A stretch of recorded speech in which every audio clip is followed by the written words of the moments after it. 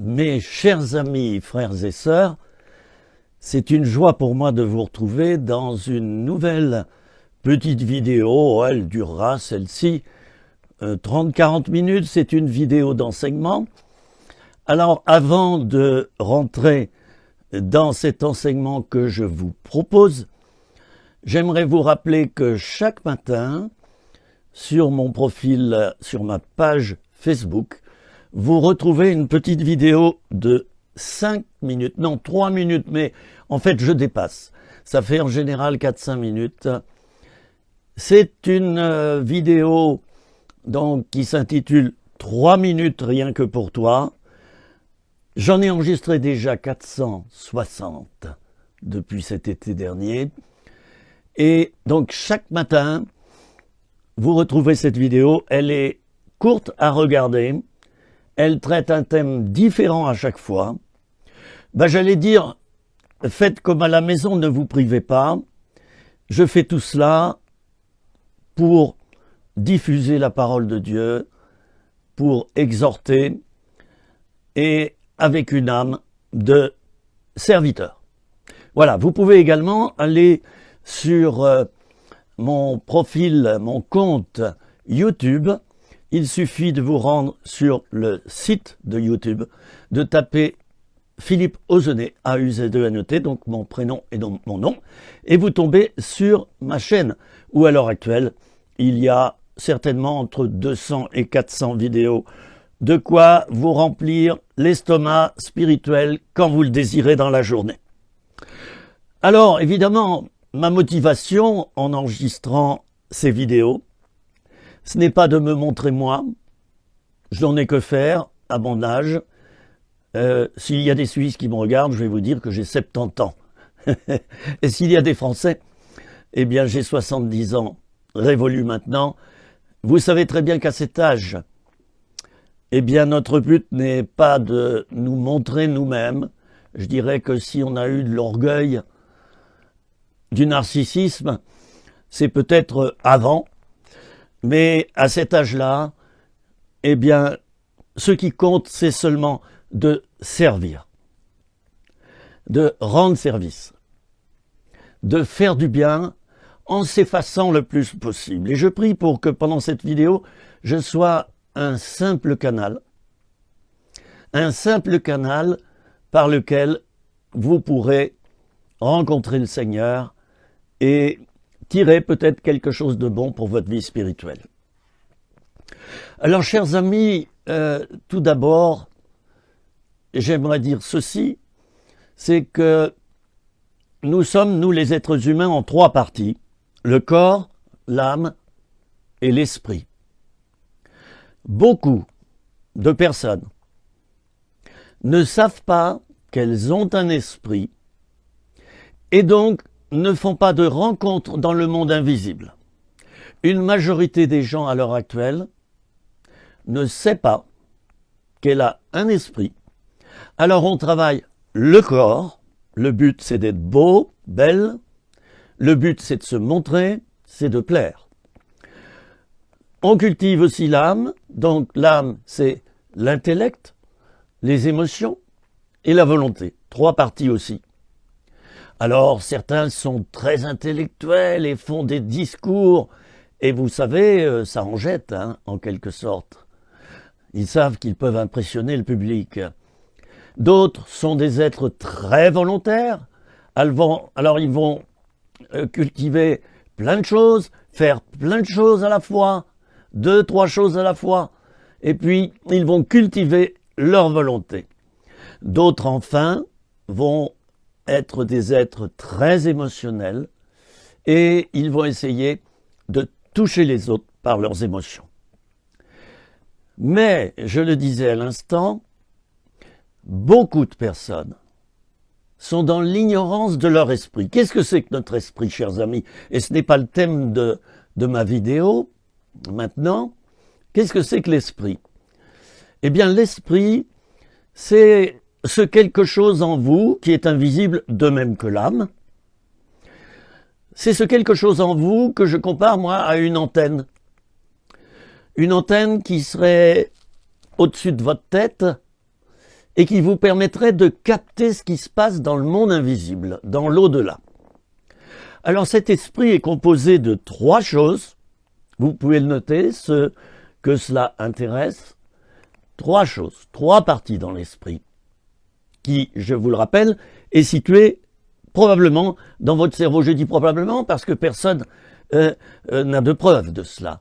Mais en tout cas, le siège de nos émotions, de notre intellect et de notre volonté, c'est dans le cerveau. D'ailleurs, il y a des parties qui ont bien été déterminées dans le cerveau et qui servent à cela, à développer les émotions, à prendre des décisions et également à réfléchir, à penser. Bien, alors l'esprit, vous en avez un. Même si vous vous dites « Ah bon, je ne sais pas quel âge vous avez, mes amis. » Et si vous savez vraiment que vous avez un esprit.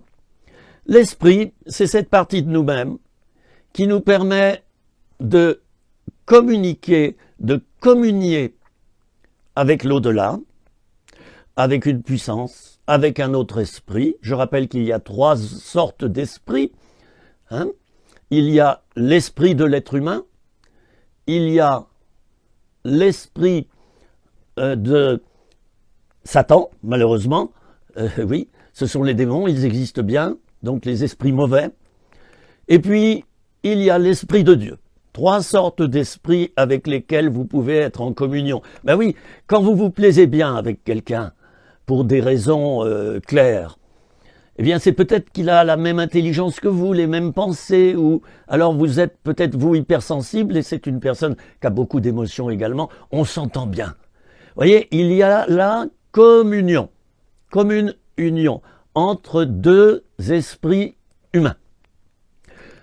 Et je m'adresse à ceux et celles parmi vous qui ont déjà rencontré le Seigneur Jésus, qui ont déjà donné leur vie à Dieu. Eh bien, vous avez appris à communiquer avec Dieu, à être en communion, donc en commune union avec Dieu. Et chaque jour, peut-être, je l'espère pour vous, vous communiquez avec lui, vous lui parlez et il vous répond. Alors voilà, cette partie donc de notre esprit est donc quelque chose, un sens à l'intérieur de vous qui vous permet de communiquer avec un autre esprit. Je rappelle que, encore, et notez-le bien, 3 sortes d'esprits, l'esprit humain, l'esprit satanique et l'esprit de Dieu. J'ai pu moi-même vérifier cela dans ma vie. Alors vous avez cette partie-là en vous, chers amis. Est-ce que vous le saviez? Développez cette partie. Voyez-vous, le monde se meurt, pourquoi?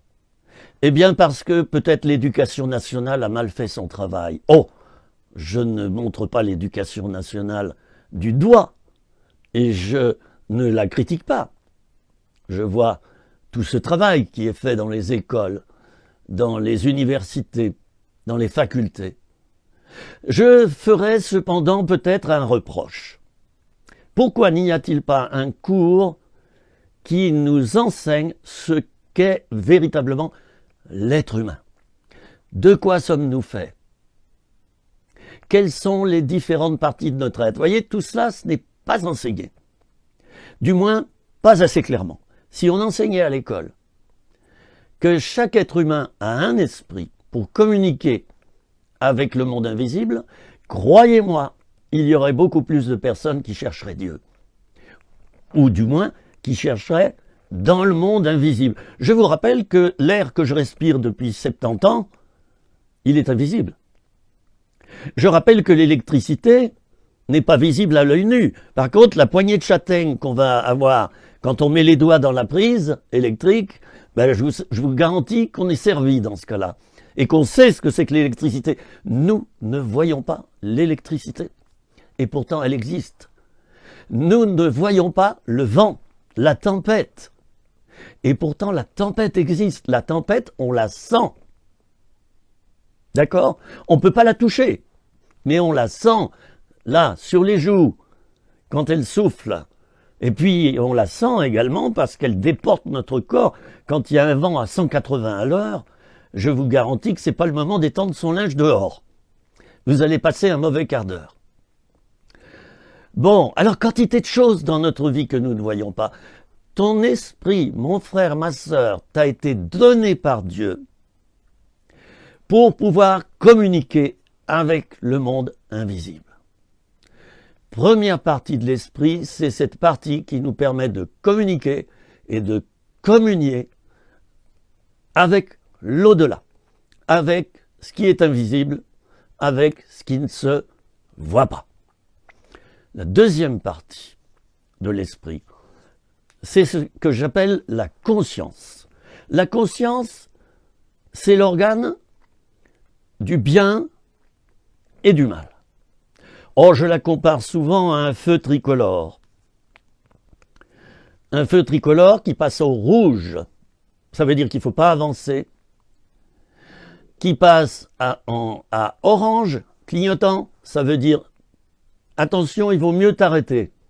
Mais si tu passes, c'est à tes risques et périls, va doucement. Et le feu vert, chers amis, signifie que vous pouvez passer sans ralentir votre vitesse. De l'autre côté du carrefour, il y a des feux rouges et les voitures se sont stoppées.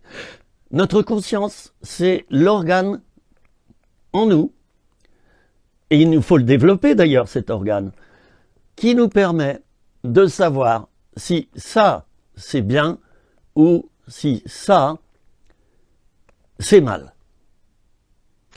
Alors la conscience, eh bien, elle s'éduque. C'est d'abord nos parents qui vont nous aider à forger une bonne conscience. Et puis plus tard, en tant qu'adulte, notre conscience aura été forgée, elle se sera développée, si du moins nos parents ont pris soin de nous enseigner ce qui est bien et ce qui est mal. Vous voyez, le rôle primordial de l'éducation. D'ailleurs, je dis au passage une deuxième remarque au sujet de l'éducation nationale. Mais pourquoi est-ce qu'on l'a appelée éducation nationale? Ce n'est pas d'abord l'école qui nous éduque, ce sont nos parents, notre papa et notre maman. L'école est là pour nous enseigner. Moi, je préférerais, au lieu qu'on appelle ce ministère le ministère de l'Éducation nationale, je préférerais qu'on l'appelle le ministère de l'enseignement, par exemple, le ministère de la formation. Ça serait plus conforme. L'éducation, elle est d'abord donnée par nos parents à la maison pendant 20 ans. Nos parents sont là, 20 ans ou 18 ans ou 16 ans, que sais-je. Nos parents nous diront « Non, attention, ne fais pas ça. Oui, tu peux faire ça. » Notre conscience va se forger. Vous imaginez ce qui se passe dans les familles où on ne discerne pas le bien du mal? Si les parents sont comme ça, les enfants seront comme ça. Alors on s'étonne qu'il y ait de la délinquance. On s'étonne que des jeunes mettent le feu partout, qu'ils volent, qu'ils trichent, qu'ils insultent les autorités. On s'étonne. Mais quelle a été l'éducation que ces jeunes ont reçue? Qu'ont fait les parents, eux qui regardent la télévision le soir et laissent leurs enfants traîner dans les rues? Là est la question, je vous laisse réfléchir. Il y aurait beaucoup à dire sur ce sujet. Mais je reviens au sujet que je traite maintenant, aux 3 parties de notre esprit. 3 différentes parties. J'ai parlé de la faculté de communion, de commune union avec l'esprit supérieur, avec l'esprit invisible. Je viens maintenant de vous parler de la conscience qui est donc l'organe du bien et du mal. Cet organe, en nous, nous permet de discerner le bien du mal et ça aide. Ben oui. Eh oui, ça aide. Si lorsque je m'apprête à faire quelque chose, j'ai un signal avertisseur qui me dit de ne pas continuer. Ça aide énormément. Mais il y a dans notre esprit également une 3e partie. Et j'enchaîne. L'intuition. Vous savez ce que c'est que l'intuition? Moi j'en ai beaucoup, par exemple. Et je ne me cite pas en exemple. Je ne suis pas forcément un exemple. J'ai beaucoup d'intuition. Et quelquefois, il est 17 h, j'ai l'intuition de ranger chez moi, par exemple, ici, là. Je perçois que quelqu'un va me visiter. Vous voyez, ça relève du domaine de l'intuition. Je me dis, oh ben je vais ranger. Si j'écoute mon intuition, je range. Et ça sonne à la porte, je suis prêt. Si je n'écoute pas mon intuition, je vais laisser mon salon, eh bien, comme il est à l'heure actuelle. Là maintenant, je le regarde. Eh bien, il y a beaucoup de choses à ranger. Hein? Voilà. Ben oui, mais je ne serai pas prêt. Alors devant les gens, je vais retirer ce que j'ai mis sur les fauteuils et je serai un petit peu gêné et pris au dépourvu. L'intuition, c'est comme un sens en nous qui nous permet de deviner par anticipation lorsque quelque chose va se passer. Vous savez, les paysans ont beaucoup d'intuition, les cultivateurs, ils ont beaucoup d'intuition. Et tout à coup, ils se disent « Oh, il va pleuvoir » ou « il va neiger » ou alors « il va faire beau ». Vous voyez, sans même regarder d'ailleurs le paysage ou le ciel. Tout cela, c'est du domaine de l'intuition. Votre intuition peut vous dicter de faire attention. Vous êtes en voiture et tout à coup, vous avez comme quelque chose qui s'affiche. Oh, il faut que je redouble d'attention. Votre intuition vous a prévenu, et bien voilà, tout à coup, 10 minutes plus tard, en effet, vous voyez un bolide qui arrive en face. C'est quelqu'un qui est ivre et qui fait des zigzags. Par anticipation, vous avez été prévenu. Il est certain que l'Esprit de Dieu, et là je m'adresse aux chrétiens et aux chrétiennes, l'Esprit de Dieu peut nous toucher. L'Esprit de Dieu qui, je le rappelle, va communier avec notre esprit. Oh là là, vous voyez, je développe le sujet. Hein. Ben oui, c'est un autre esprit. L'Esprit de Dieu, qui, je rappelle, est une personne, lorsque nous devenons chrétiens, il s'attache à notre esprit, mais sans qu'il y ait réellement d'attache. Vous voyez, il côtoie notre esprit, et à tout moment, nous pouvons dire au Saint-Esprit, va-t'en, je te veux plus. Tandis que lorsqu'il y a un esprit mauvais, qu'on appelle un démon, qui s'attache à nous, qui rentre en nous, il nous rend prisonniers. Vous voyez, là, je ne peux plus détacher cette main-là, là, je ne peux plus la détacher de l'autre. L'esprit satanique, les médiums, par exemple, ont en eux un esprit. Ça, c'est, j'ai rencontré des médiums, j'en ai discuté avec eux, et j'ai vu pourquoi ils veulent rester médiums et gagner de l'argent avec ça. Ben oui, il y a un esprit qui habite dans leur esprit, mais qui les rend prisonniers. C'est pour ça qu'un médium, et ça m'est arrivé, qu'un médium vienne à moi pour être libéré de ses pouvoirs, qui ne venaient pas de Dieu. Ils ont besoin d'une tierce personne qui pratique un exorcisme. S'ils veulent changer, on peut chasser l'esprit. Au nom de Jésus, si la personne, bien sûr, elle aussi, s'avance devant Dieu et se recueille devant Dieu, nous pouvons alors pratiquer une délivrance. Mais si elle ne veut pas, nous ne pouvons pas.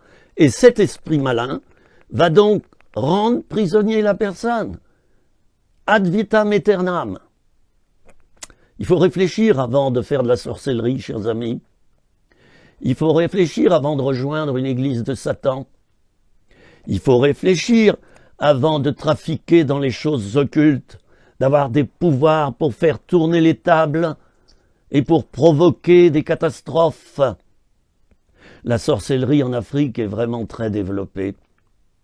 Et ceux qui ne connaissent pas le Seigneur vont communier avec le sorcier, vont être en communion avec le sorcier. Ils recevront peut-être eux aussi, leur pouvoir, une partie de leur pouvoir. Il faut faire attention quand on approche des personnes qui ont contact avec Satan, de près ou de loin. Alors, à ce stade de ma vidéo, je fais une petite synthèse. Je n'oublie pas que ma mère était professeure, ma sœur également, mon grand-père était professeur, je viens d'une famille d'enseignants. Alors je me permets de faire une petite synthèse encore, de répéter, mais très court, ce que je viens de dire. Nous avons en nous un esprit. La plupart des gens ignorent qu'ils ont un esprit, ils ne s'en servent pas. D'où l'absence de conscience professionnelle également, chez certaines personnes. Elles font n'importe quoi, sans s'inquiéter si c'est bien ou mal, et le mal, elles le nomment bien, et le bien, elles l'appellent le mal. Voilà ce qui se passe à l'heure actuelle dans notre monde. Donc le premier point, c'était cela. Le deuxième point, il y a trois sortes d'esprits, l'esprit de Dieu, l'esprit de l'être humain, et l'esprit de Satan, qui rejoint le mal et les forces occultes. Et puis, je viens de développer le fait suivant, c'est que dans notre esprit, il y a trois parties. Il y a cette faculté de communion avec l'au-delà, il y a cette faculté de conscience, c'est-à-dire de discernement du bien et du mal pour les séparer entre eux. Enfin, il y a cette capacité d'avoir et de recevoir des intuitions. L'intuition, je le redis, c'est le fait de deviner, et ça n'a rien à voir avec le fait d'être un devin, vous me comprenez, de deviner à l'avance quelque chose qui risque d'arriver. Je vous ai dit que moi-même, j'ai découvert que j'avais pas mal d'intuition, et ça s'est vérifié dans le temps. Alors comprenez bien que ça rend service si on a beaucoup d'intuition, parce que on peut faire quoi? Eh bien, anticiper, se préparer en avance, prévenir. Et le dicton dit, il vaut mieux prévenir que guérir. Avez-vous beaucoup d'intuition? Est-ce que quand vous regardez quelqu'un, il y a quelque chose qui s'affiche, une intuition, une pensée? Est-ce que vous discernez l'esprit humain? Oh, cette personne, elle rayonne quelque chose qui n'est pas bon. Ça vous est jamais arrivé de regarder quelqu'un dans la rue et de vous dire, comme on dit communément, oh, cette personne dégage de mauvaises ondes. Ça m'est souvent arrivé. Et toujours, il faut que j'écoute mon intuition. Toujours. Si je n'écoute pas cette première intuition que j'ai en regardant quelqu'un, je me plante à tous les coups. Que ce soit dans l'heure qui suit ou dans le mois qui suit, je me plante. Voilà. Voyez, cette faculté de ressentir l'esprit humain, c'est par l'intuition, c'est par cette capacité de communion, de communication avec quelque chose d'invisible que vous avez un ressenti, et derrière le ressenti, il y a quoi? Eh bien, il y a une pensée qui s'affiche et qui vous amène à faire un choix, un acte de volonté. Mes amis, je ne vais pas être très long. Oh, je le dis toujours quand je fais une vidéo plus longue. Ça me donne la sensation agréable que je ne suis pas trop long. Et malheureusement, je le suis quand même. Voyez comment nous sommes composés quelquefois. Nous avons l'esprit un petit peu compliqué. Vous savez que le synonyme d'un esprit compliqué, c'est la sophistication. On dit de quelqu'un qu'il est sophistiqué, c'est-à-dire qu'il est très complexe. Il est très compliqué à comprendre, et quand il parle, il est très compliqué. Il faut en quelque sorte décoder ce qu'il veut dire. Tellement il y a des dédales, des virages, des tournants, des arrêts brutaux, des accélérations. La sophistication, c'est cette façon d'avoir un esprit compliqué. Bien. Alors, mon ami, toi qui m'as regardé et qui m'as écouté depuis le début de cette vidéo, je m'adresse à toi. Pourquoi ne prendrais-tu pas la décision de développer ton esprit? Ton esprit, il est en toi, de même que ton âme. Évidemment, ils sont invisibles. Lorsqu'on dissèque le cerveau, on ne voit rien. Mais quantité de choses, je vous l'ai dit, sont invisibles. Si je prétends que ce qui est invisible n'existe pas, alors il faut que je cesse de respirer. Parce que l'air, je ne le vois pas, je le sens. De la même manière, mon ami, tu peux sentir la présence de Dieu. Et j'en viens au fait, puisque c'est une vidéo chrétienne. Oh, je ne veux pas vous enfoncer Jésus à coups de marteau dans votre crâne et dans votre cœur. Oh non. Restez libre. Mais je m'adresse à ceux qui veulent faire une expérience avec Dieu ou l'ont déjà faite. Eh bien, chers amis, vous avez développé votre esprit, puis l'Esprit de Dieu est venu vous aborder, il vous côtoie sans s'accrocher à vous, sans vous forcer. Vous avez remarqué que l'Esprit de Dieu ne force jamais alors que le diable, lui, il force. Et vous savez, sa méthode principale, c'est la séduction. Qu'est-ce que c'est que séduire? C'est montrer le meilleur côté de soi-même, cacher le côté le plus mauvais, et ainsi on trompe l'adversaire pour le détruire. Ou du moins pour se le mettre dans la poche, diraient les Marseillais. Je me le mets dans la poche, celui-là. La séduction. Les personnes très belles, que ce soit les hommes ou les femmes, elles le savent parce qu'on leur a dit. Et ça peut amener un danger sur leur vie si elles profitent de leur beauté physique et, pourquoi pas aussi, de leur beauté psychologique pour attirer à eux les autres. J'ai remarqué, moi qui ai travaillé dans l'hôtellerie de nombreuses années, et l'hôtellerie de luxe, j'ai côtoyé des vedettes, des secrétaires d'État, comme on dit, des huiles. Hein. J'ai remarqué que les personnes les plus belles, parmi les vedettes, les mannequins, etc., les personnes les plus belles sont souvent, et c'est pas une critique, c'est pas un jugement, c'est une constatation, sont souvent les personnes les plus superficielles. Elles n'étaient pas forcément superficielles avant. Mais quand elles ont découvert qu'elles étaient belles, elles se sont regardées dans un miroir, elles ont commencé à vouloir bien s'habiller, elles se sont saisies d'un pouvoir de séduction. Certes, elles attirent un nombre public, elles sont très applaudies, très regardées, mais c'est superficiel, ça reste dans le domaine de la superficialité. Vous avez remarqué que de grandes vedettes tombent dans l'alcool, la drogue, ou parfois font une tentative de suicide. Pourquoi? Parce qu'au bout d'un moment, une grande vedette ou une personne très célèbre s'aperçoit que ceux et celles qui s'accrochent à elle le font non pas parce qu'elles l'aiment, mais parce qu'elles peuvent se servir de quelque chose en elle.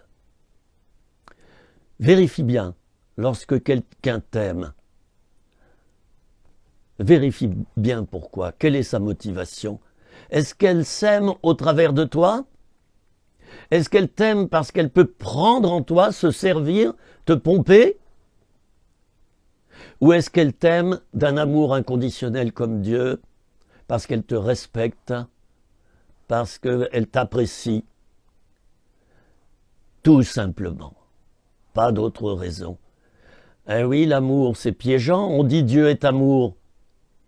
Ben, si c'est de l'amour, c'est Dieu qui est derrière. Eh bien non, pas toujours. Pas toujours. Et je ne veux pas ici parler des différentes sortes d'amour, mais attention, tout amour n'est pas de Dieu. Dieu est amour, mais tout amour n'est pas de Dieu. Et c'est là ce qui fait la différence entre nous les chrétiens et ceux qui sont dans le monde. Je ne les désigne pas du doigt, j'ai du respect envers eux. C'est que, eh bien, nous qui développons l'amour agapé, c'est-à-dire le fait de se donner, eh bien, dans ce monde, on développe l'amour éros, l'amour sexuel, l'amour érotique. On développe l'amour philéo, l'amitié, mais pas forcément l'amour agapé, tout ça c'est du grec, l'amour qui se donne. Alors faisons attention. Alors, le discernement, qu'est-ce que c'est?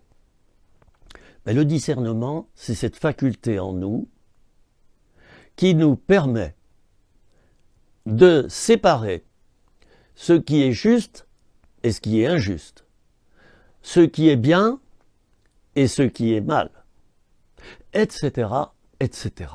Ce discernement se compose de facultés comme par exemple la sagesse, mais aussi l'intuition, la réflexion, et quantité d'autres choses. Avez-vous du discernement? Avez-vous testé votre discernement en le comparant à celui de vos meilleurs amis? Nous sommes sur la terre aussi pour discerner. Nous ne sommes pas de simples machines, nous ne sommes pas des clones, contrairement à ce que certains voudraient faire de nous. Nous sommes des êtres doués d'intelligence, de facultés d'adaptation, de facultés émotionnelles, de facultés qui rejoignent des actes volontaires, des décisions profondes, intérieures. Nous sommes doués. Dieu nous a créés avec de magnifiques capacités. Voyez-vous, quand je regarde la nature, moi personnellement, quand je regarde la nature, je m'émerveille des capacités de la nature, capacité de renouvellement à chaque nouvelle saison, capacité de développement. Les plantes grandissent et prennent de la largeur, de la hauteur, de l'épaisseur. Capacité au niveau des couleurs. Vous avez vu ces couleurs qu'il y a dans la nature. La nature a été créée par qui, chers amis? Qui a donné à la nature toutes ses facultés? C'est Dieu lui-même. Il y a un seul créateur qui a créé la nature, les animaux, les êtres humains. Et Dieu, on le lit dans le livre de la Genèse, a dit aux êtres humains, vous dominerez sur les animaux et sur toute la création. Mon Dieu, quand je pense que Dieu a permis cette belle création autour de moi pour que je me régale, quand je pense que Dieu a permis l'existence des animaux, et mon chien me regarde en ce moment, il est présent dans la pièce, quand je pense que Dieu a créé les animaux pour que je puisse être moins seul, pour que je puisse partager encore avec mon animal, me sentir moins seul. Mais c'est merveilleux, c'est magnifique. Alors le thème de ma vidéo, vous l'aurez compris, c'est l'être humain a un esprit. Pourquoi ne l'utilise-t-il pas? Mais oui, chers amis, le constat est impressionnant. Bon, j'ai ma Bible ici. Je choisis dans mes vidéos de ne pas vous abreuver continuellement de versets bibliques. Parce que, simplement, je pense que vous avez, vous, lu la Bible, vous connaissez la parole de Dieu. Et donc, vous êtes imprégné d'elle, et je n'ai pas besoin de vous enseigner peut-être en accompagnant chaque phrase que je vous dis d'un verset. Je ne vous prends pas pour des petits enfants, mais pour des hommes et des femmes mûrs qui déjà connaissent la parole de Dieu. C'est un choix que j'ai fait. D'autres sont davantage enseignants par rapport à la parole de Dieu. Je le suis aussi, mais j'allais dire que j'ai dépassé un petit peu ce niveau. Ce n'est pas une question de supériorité d'ailleurs, mais je souhaite développer beaucoup d'autres thèmes, dont celui de notre humanité, en plus de notre spiritualité. Mes amis, je vous lance un défi. C'est celui d'utiliser votre esprit humain. Oui, toi qui me regardes, tu as un corps, une âme et un esprit. Ton âme, tu la connais, j'espère. Je le répète à nouveau, hein, je le répète une deuxième fois. C'est donc ton intelligence, tes émotions et ta volonté. Voilà ton âme. Et chacun a une âme différente. Il n'y a pas deux êtres sur la terre qui sont une copie totalement conforme. Chacun est différent. Vous ne trouverez pas quelqu'un comme moi sur la terre. Et je ne trouverai pas quelqu'un comme toi sur la terre. Tu es un être unique, avec des caractéristiques uniques, que Dieu est bon d'avoir créé des individus différents, des animaux différents, une nature très différente et j'aime ma France. J'aime ma France, j'ai la double nationalité, je suis français et suisse, et helvète. Mais j'aime ma France. Ça ne veut pas dire que je déteste les autres pays, bien au contraire. J'ai beaucoup voyagé dans le monde durant ma vie. J'aime la France parce qu'elle est très diverse. J'aime l'être humain parce que les êtres humains sont tous différents. Quelle richesse! Et j'apprends toujours à mon âge. J'apprends toujours. Je ne sais pas combien d'années il me reste à vivre. Mais j'aimerais bien retourner à l'école, par exemple. Oh, j'aimerais bien me former dans plein de domaines. Dans plein de domaines. J'aimerais bien retourner sur les bancs de l'école. Je ne sais pas vous, à votre âge, si c'est le cas, eh bien moi, à 70 ans, j'aimerais bien tout recommencer.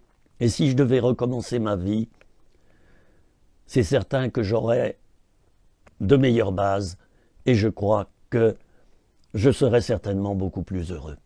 Bon, en tout cas, ce que j'ai découvert par intuition, par capacité de communion et de communication avec l'au-delà, et par bonne conscience, ce que j'ai découvert, c'est que Dieu existe.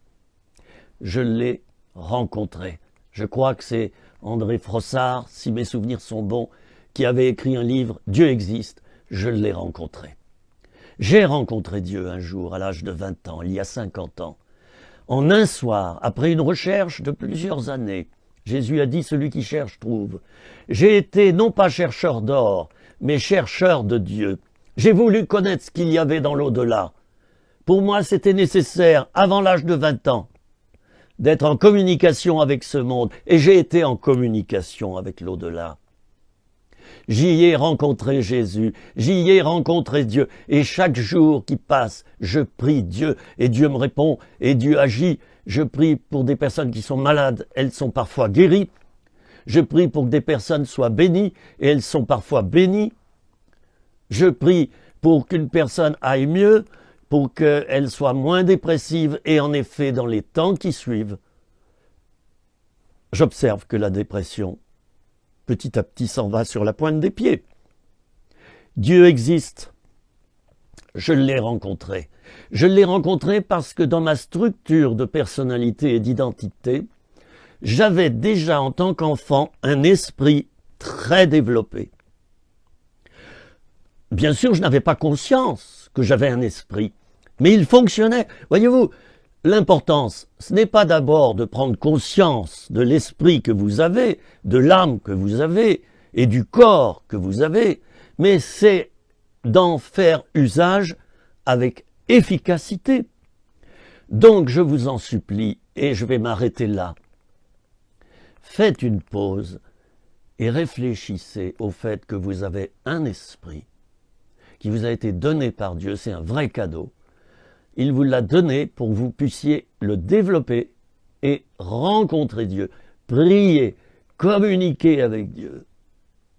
Alors je vous souhaite cette rencontre avec Dieu, et si vous l'avez déjà rencontré, je vous souhaite de développer davantage votre esprit, que le Saint-Esprit puisse vous donner des intuitions de ce qui va se passer, le retour du Seigneur, les événements à venir, que le Saint-Esprit agisse sur votre conscience pour que vous puissiez discerner en vous ce qui est péché et ce qui ne l'est pas, que le Saint-Esprit puisse développer en vous cette faculté de communier, d'être en communion avec Dieu. Oh, c'est cela que je vous souhaite. On est au début de l'année 2023. Vous voyez, je date quelquefois mes grandes vidéos. Eh bien, on est au début de cette année 2023.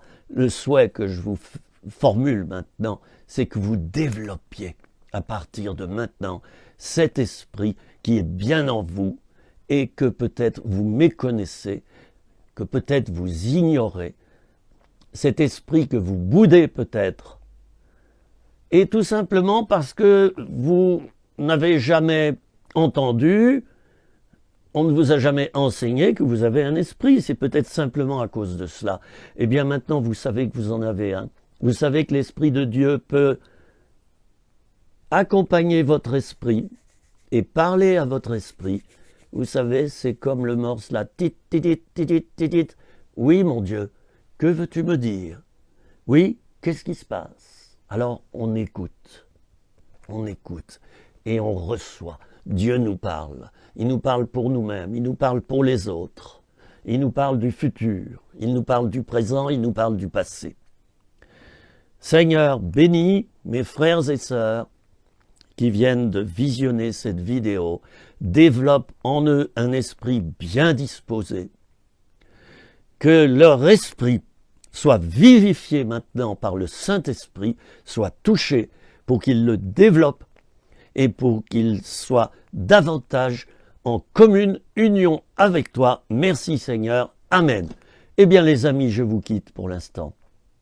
Je vais poster cette vidéo et j'espère que vous me direz, que vous me donnerez de vos nouvelles par rapport à votre esprit. Faites l'expérience, c'est une belle aventure, vous ne le regretterez pas. À bientôt les amis, pour de nouvelles, petites ou grandes vidéos. Et alors, on a le moral, et on a de l'espérance, on a de l'amour, on y go, on y va. À bientôt.